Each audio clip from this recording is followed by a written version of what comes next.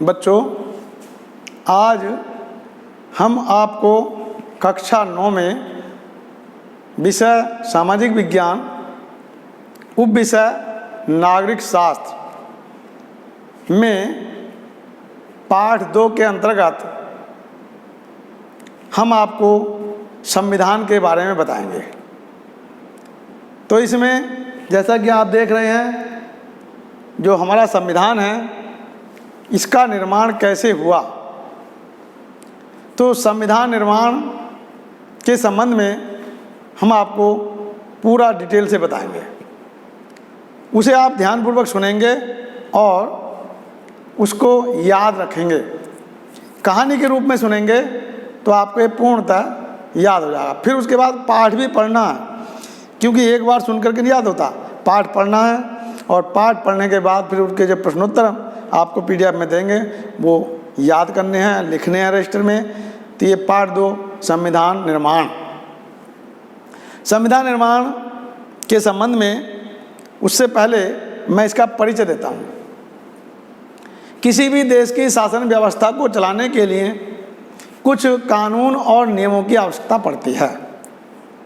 इन कानून और नियमों को एक साथ संग्रहित करने वाली पुस्तक को ही हम संविधान कहते हैं। इसमें सरकार के लिए क्या करना है, नागरिकों को क्या करना है, संविधान को कौन कौन सी शक्तियां दी गई हैं, सरकार को, संविधान के द्वारा सरकार को कौन कौन सी शक्तियां दी गई हैं, और नागरिकों को कौन कौन से अधिकार और उनके मूल कर्तव्य दिए गए हैं। तो इस प्रकार सरकार के द्वारा बनाए गए जो नियम हैं वो संविधान में लिखे हुए हैं। संविधान के दायरे में रहकर के ही सरकार उन नियमों का पालन करती है, उन नियमों को बनाती है और जनता के लाभ के लिए उनको लागू करती है। संविधान बनाते समय ये ध्यान रखा जाता है कि उसमें हमारे देश के नागरिकों का कहीं अहित ना हो। देश के नागरिकों की या देश की जनता की भलाई के लिए जो कार्य किए जाते हैं, ऐसा विचार करके संविधान बनाया जाता है। संविधान लिखित भी होता है और संविधान मौखिक भी होता है। ज़्यादातर देशों का संविधान लिखित है। केवल ब्रिटेन एक ऐसा देश है जहाँ पर मौखिक संविधान की व्यवस्था की गई है, वहाँ संविधान लिखित नहीं है। किंतु हमारा देश का जब संविधान बना था तो उसमें कुछ ऐसे अनेक देशों से लिए गए विषय रखे गए, जिसमें आयरलैंड के संविधान, ब्रिटेन का संविधान, रूस का संविधान, USA का संविधान, इस प्रकार से अनेक देशों के संविधान से कुछ ऐसे विषयों को लिया गया जो हमारे संविधान में जोड़ा गया, और कुछ ऐसे नियम और कानून बनाए गए जो हमारे देश के शिक्षाविदों, विद्वानों ने उसमें जोड़े, जो कि आगामी आने वाली भविष्य वाली पीढ़ी को या जनता को कोई परेशानी न हो। संविधान में जो लिखा गया है उसके अनुरूप ही हमारे देश के सभी राज्यों की सरकारें, केंद्र सरकारें शपथ ग्रहण करती हैं संविधान की पुस्तक पर हाथ रख के, और शपथ लेती हैं कि हम संविधान के अनुसार ही कार्य करेंगे।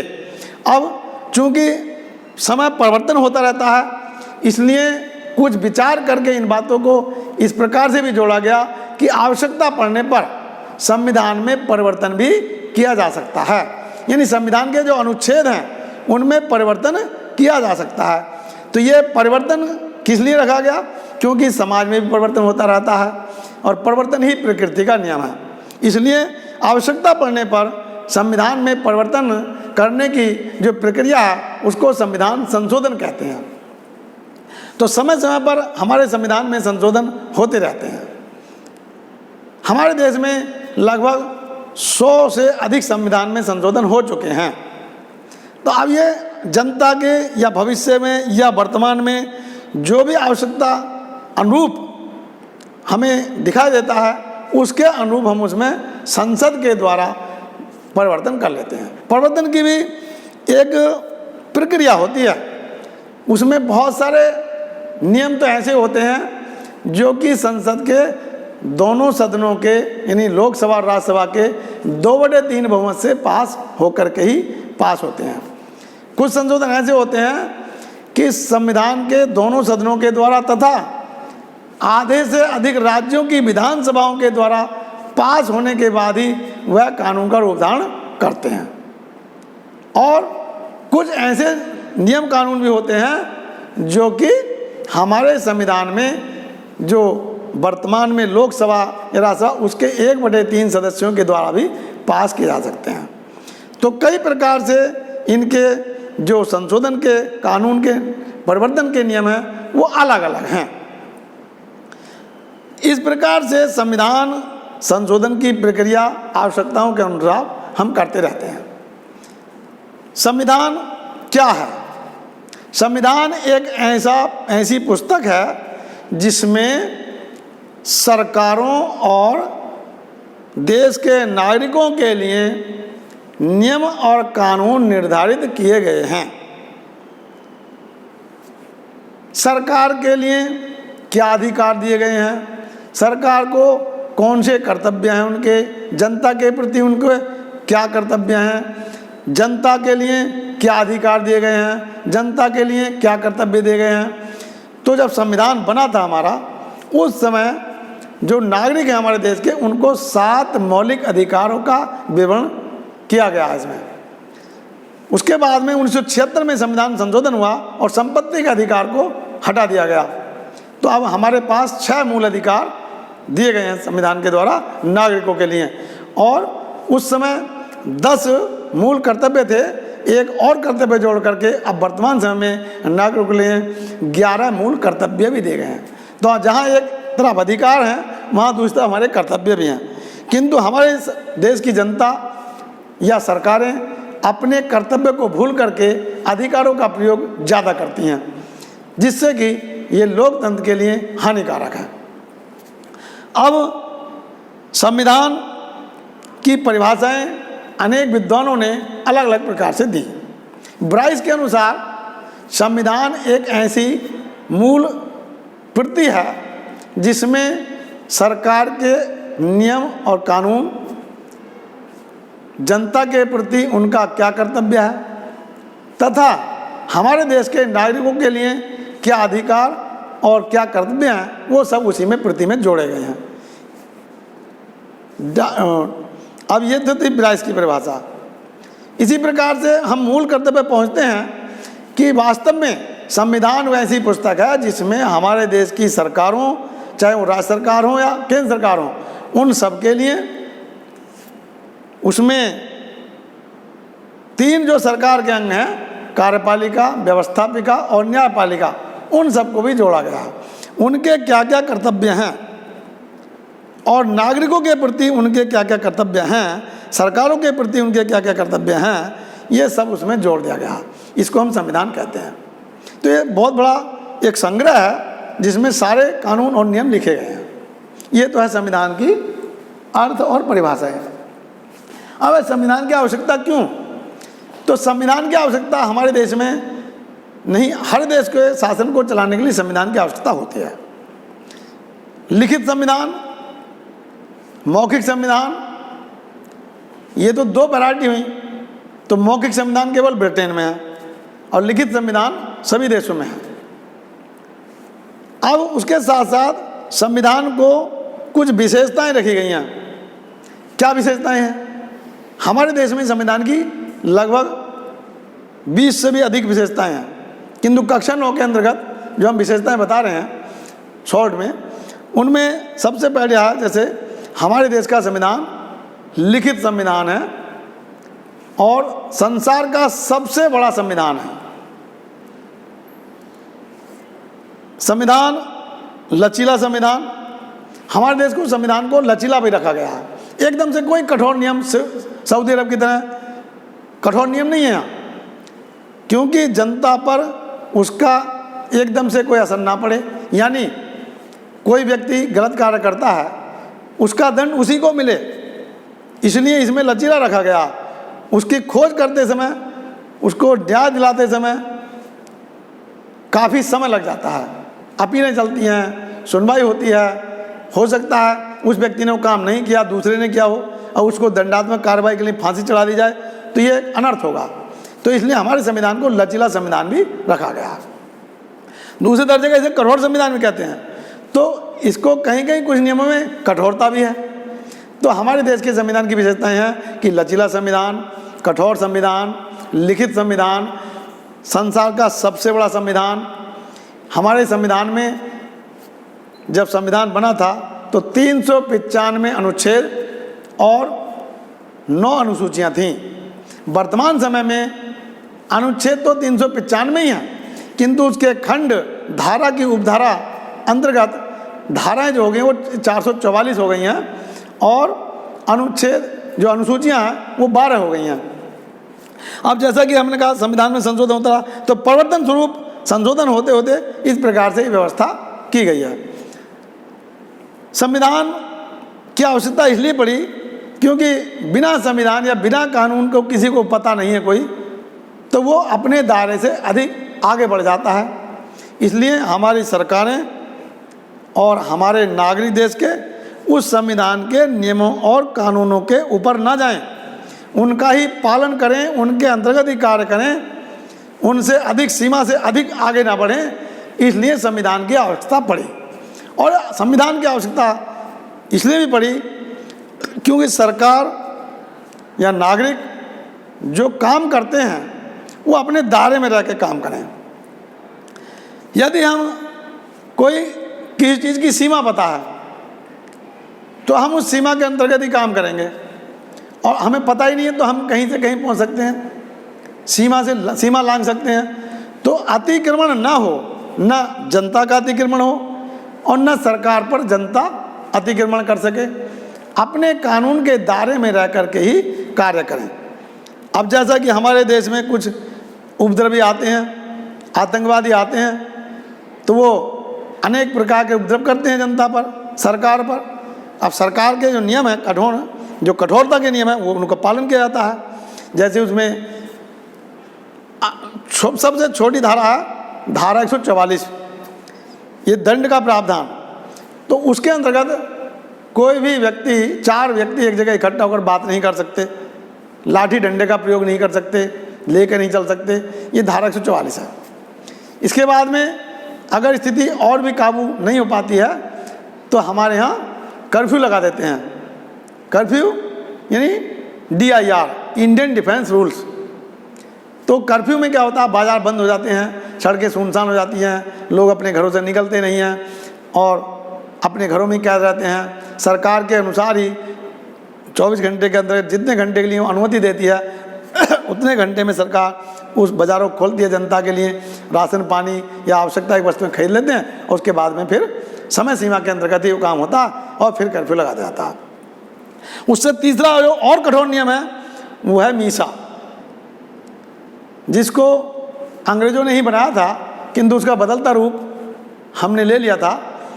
और उस मीसा के अंतर्गत जब जनता बिल्कुल ज़्यादा ही उपद्रवी हो जाती है, मानती नहीं है एक दूसरे कानून का नियम नहीं मानती है, तो सरकार मीसा का उपयोग करके, यानी देखते ही गोली मारने का आदेश, यदि सड़क पर है या घर से खिड़की से भी बाहर निकल कर झाँक रहा है तब भी उसे सरकार के द्वारा जो सेना है उसे गोली मारने का आदेश दे दिया जाता है, जिससे कि जनता में भय बैठे और वो कानून का उल्लंघन न करे।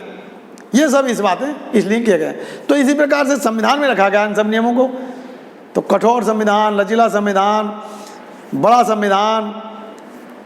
हमारे संविधान में नीति निर्देशक तत्वों का भी प्रावधान किया गया है, मौलिक अधिकारों का प्रावधान किया गया है, मौलिक कर्तव्यों का प्रावधान किया गया है। सरकार के द्वारा जो पिछड़े वर्ग हैं उनको ऊपर उठाने के लिए उनको आरक्षण की व्यवस्था की गई है, और उनको शिक्षा के क्षेत्र में, उनको उद्योग धंधों के क्षेत्र में, उनको नौकरियों के क्षेत्र में उनको आरक्षण की व्यवस्था की गई है, जिससे कि वो भी कमजोरी से ऊपर उठ करके और जो ऊपर आ सकें, अपना जीवन यापन ठीक प्रकार से कर सकें। तो ये आवश्यकता संविधान की हर देश में पड़ती है और उसके नियम और कानून बनाए जाते हैं। इसलिए हमारे देश में भी इस संविधान की आवश्यकता पड़ी। और 26 नवंबर 1949 को हमारा संविधान जो बनकर तैयार हुआ था 1947 से और 26 नवंबर 1949 तक, तो 26 नवंबर 1949 को हमारा संविधान बन के जब तैयार हो गया, उसे अंगीकृत किया गया, उसे स्वीकार कर लिया गया। और इस संविधान को बनाने में 2 वर्ष 11 माह 18 दिन का समय लगा था, जो हमारे देश के शिक्षाविदों ने इसको पास किया और इसको 26 जनवरी 1950 को हमारे देश में लागू कर दिया गया, जिसको हम गणतंत्र दिवस के रूप में मनाते हैं। तो 26 जनवरी 1950 को हमारे देश में जो हमारा देश का संविधान बना था उसको पूरी तरह लागू कर दिया गया। इसके आगे है भारतीय संविधान का निर्माण, जो मैंने आपको बता दिया। अब संविधान के मूल तत्व, संविधान के जो मूल तत्व हैं वो हैं, पहला है मौलिक अधिकार जनता के लिए, दूसरा है जनता के लिए नीति निर्देशक तत्व। तो नीति निर्देशक तत्व सरकारों के लिए बनाए गए हैं, मौलिक अधिकार कर्तव्य जनता के लिए हैं। नीति निर्देशक तत्वों में सरकार को ये नियम बनाए गए हैं कि सरकार किस किस प्रकार के कार्य कर सकती है। ये सरकार के लिए बनाए गए नियम और कानून नीति निर्देशक सिद्धांत कहलाते हैं। इसके बाद इसमें सरकार के लिए जो 3 अंग किए गए हैं वो है, पहला है व्यवस्थापिका, दूसरा है कार्यपालिका और तीसरा है न्यायपालिका। व्यवस्थापिका सरकार का पहला अंग है और यह संसद जो हमारे देश की है उसी को व्यवस्थापिका कहते हैं, जो पूरे देश के लिए कानून बनाती है। तो व्यवस्थापिका का काम है कानून बनाना। कार्यपालिका का जो दूसरा अंग है सरकार का, उसका काम है सरकार के द्वारा बनाए गए नियमों को कार्यान्वित करना, लागू करना। और तीसरा जो अंग है न्यायपालिका, उसका काम है कि जो भी, चाहे वो सरकार या सरकारी व्यक्ति हो, मंत्री हो या प्रधानमंत्री हो, मंत्रिमंडल कोई भी सदस्य हो, विधायक हो, सांसद हो, या फिर आम जनता का छोटे से छोटा नागरिक हो, मजदूर हो, उन सब के लिए कानून बराबर बनाया गया हमारे देश में। और उनको जो कोई एक दूसरे पर अतिक्रमण करता है, जबरदस्ती करता है या मार पीटता है, किसी के दूसरे की संपत्ति को छीनता है, किसी प्रकार का कोई अतिक्रमण करता है किसी प्रकार का, तो उसको न्यायपालिका में चुनौती दे करके और उसको दंडित किया जा सकता है। तो उसके लिए सर्वप्रथम हमारे देश में जितने भी थाने होते हैं उनमें FIR दर्ज की जाती है और उस FIR के द्वारा फिर उस पर मुकदमा चलाया जाता है और उसकी पैरवी न्यायालय के द्वारा होती है। छोटा न्यायालय यानी जिला मजिस्ट्रेट, जिला न्यायालय, जिला की अदालतें, सेशन कोर्ट, उसके बाद हाई कोर्ट प्रदेश में होता है एक, फिर उसके बाद सुप्रीम कोर्ट जो पूरे देश में एक होता है। तो इस प्रकार की न्यायपालिका की जो व्यवस्था है वो पूरे देश में समान रूप से लागू की गई है और इस प्रकार से ये सरकार के 3 प्रमुख अंग माने गए हैं। ठीक इसी प्रकार से मूल तत्वों में एक और बात भी आती है कि हमारे संविधान के जो बनाने वाले थे, जिनमें डॉक्टर भीमराव अंबेडकर, जिसको सब जानते हैं, उन्होंने संविधान का निर्माण किया। यानी संविधान बनाने वाली एक 11 समितियां बनाई गई, जिनमें एक समिति का नाम था प्रारूप समिति। संविधान का प्रारूप कैसा हो, वो प्रारूप समिति में भी 7 सदस्य थे और उनके जो प्रारूप समिति के जो अध्यक्ष थे और डॉक्टर भीमराव अंबेडकर थे। उन्होंने उसका प्रारूप बनाया कि संविधान कैसा हो, इसलिए उनको सब लोग जानते हैं। और जब उनकी मूर्ति आप देखते हैं तो संविधान की पुस्तक उनके हाथ में होती है। किंतु संविधान सभा, सबसे पहले एक संविधान सभा बनाई गई और संविधान सभा में जो सबसे शुरू बनी उसके अस्थायी अध्यक्ष बनाए थे डॉक्टर सच्चिदानंद सिन्हा और उन्होंने उसकी अध्यक्षता की। उसके बाद में संविधान सभा के स्थायी अध्यक्ष बनाए गए और जो स्थायी अध्यक्ष थे वो रहे डॉक्टर राजेंद्र प्रसाद। तो संविधान सभा में शुरू में 299 सदस्य थे, बाद में 308 सदस्य हो गए थे और इस संविधान सभा का जो स्थायी अध्यक्ष बनाया गया डॉक्टर राजेंद्र प्रसाद को बनाया गया, जो हमारे देश के प्रथम राष्ट्रपति भी बने। तो बहुत योग्य व्यक्ति थे, सरल स्वभाव के थे, विनम्र स्वभाव के थे, योग्य व्यक्ति थे और उनको देश का सर्वोच्च पद राष्ट्रपति पद से सम्मानित किया गया। देश के पहले राष्ट्रपति बने। उसके बाद में जो संविधान सभा का काम शुरू हुआ तो संविधान सभा ने अपना काम शुरू किया। 11 समितियों ने अपना अपना अलग क्षेत्र में काम किया और वो संविधान बन करके 2 वर्ष 11 महीने और 18 दिन में वो संविधान बनकर तैयार हो गया। ठीक इसी प्रकार से संविधान जब लागू हुआ तो उस संविधान में हमारे देश को ये जो नियम और कानून थे सब सौंप दिए गए। अंग्रेज सरकार यहाँ से चली गई और हमारा देश एक संपन्न, सर्वप्रभुत्व, गणतंत्र, लोकतांत्रिक गणराज्य बना। और इस प्रकार से हमारे देश में 1947 से लेकर 1952 तक अंग्रेजों के द्वारा बनी हुई अंतरिम सरकार चली और उसके प्रधानमंत्री को रूप में पंडित जवाहरलाल नेहरू को बनाया गया था। तो पंडित जवाहरलाल नेहरू ने अंतरिम सरकार के रूप में काम किया और उसके बाद में 1952 में पहले आम चुनाव हमारे देश में हुए, लोकसभा राज्यसभा के आम चुनाव जनता द्वारा चुने गए प्रतिनिधि सांसद कहलाते हैं, जो लोकसभा के सदस्य होते हैं। तो 1952 में पहले आम चुनाव हुए जिसमें हमारे देश की जो सत्ता थी वो कांग्रेस के हाथों में आई, क्योंकि उससे पहले भी देश को आज़ाद कराने के लिए कांग्रेस नाम की संस्था का ही प्रतिपादन हुआ था। तो कांग्रेस की स्थापना 28 दिसंबर 1942 में मुंबई में हुई थी। और इस प्रकार से कांग्रेस ने देश को आज़ाद कराने में बहुत महत्वपूर्ण भूमिका निभाई और उसके बाद में देश के शासन की बागडोर संभाली। ठीक इसी प्रकार से संस्थाओं का स्वरूप, अब संस्थाओं का जो स्वरूप है वो व्यवस्थापिका, कार्यपालिका और न्यायपालिका, इन 3 के रूपों में आपका आता है। हमारे देश में संघीय सरकार बनाने का ढांचा तैयार किया गया। संघीय सरकार क्या है? यानी हमारे देश के प्रत्येक नागरिक को इकाई नागरिकता प्राप्त है, वो केवल हमारे देश का नागरिक है, भारत का नागरिक है। ये संघीय ढांचा है।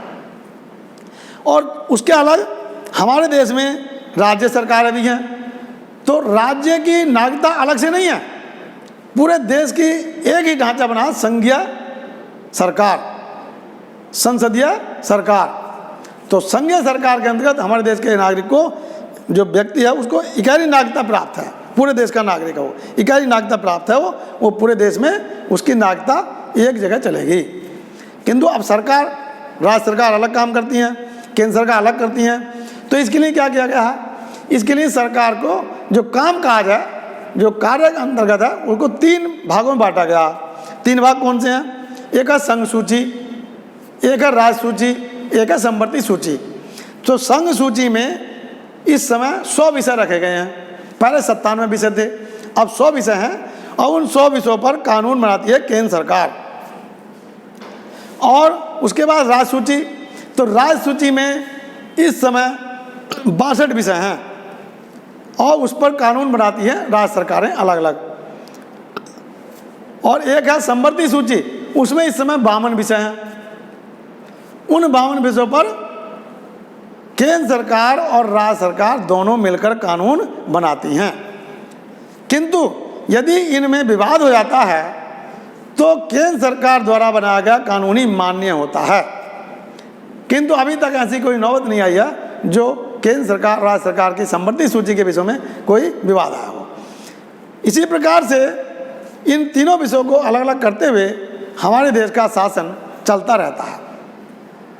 तो संविधान निर्माण से लेकर और संविधान की पुस्तक, सरकार, जनता, सब इनके नियमों का पालन करते हुए अपना कार्य आगे बढ़ाते हैं।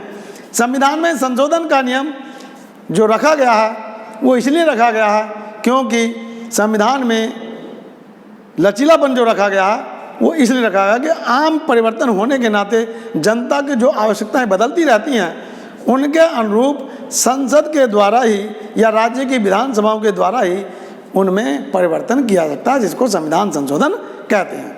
तो ठीक इसी प्रकार से मैं बच्चों आपको बता रहा हूँ, ये पाठ मैंने आपको संक्षिप्त रूप में पढ़ाया, किंतु इसका जो PDF जाएगा वो आपको ध्यानपूर्वक रजिस्टर में उनके प्रश्नोत्तर लिखने हैं, बहुविकल्प, अति लघु, लघु और दीर्घ, और उनको याद करना है। आने वाले जो परीक्षा है द्वितीय मासिक टेस्ट, तो उसमें भी संभवतः हो सकता है वो भी ऑनलाइन हो। तो इसलिए आपको याद करने की आदत और पढ़ने की आदत घर पर डालनी चाहिए। आपको पढ़ने के लिए घर पर बहुत समय मिलता है, इसलिए पढ़ने के समय में पढ़ो। यानी जैसे कभी ने कहा कि work while work, play while play, that is the way to be happy and gay. यानी पढ़ने के समय पढ़ो और खेलने के समय खेलो। खुश और प्रसन्न बनने का यही एक तरीका है। तो सुबह शाम खेलने का समय होता है, शाम के समय रात तक, तो उस समय खेलना भी जरूरी है, किंतु ये नहीं कि पूरा दिन खेलते रहे तो पढ़ाई कैसे होगी। इसलिए पढ़ाई करना भी जरूरी है। बच्चों, मैं आपको फिर ये बताता हूँ कि आप अपने कार्य को ध्यानपूर्वक पढ़ें, लिखें और याद करें। धन्यवाद। ओके।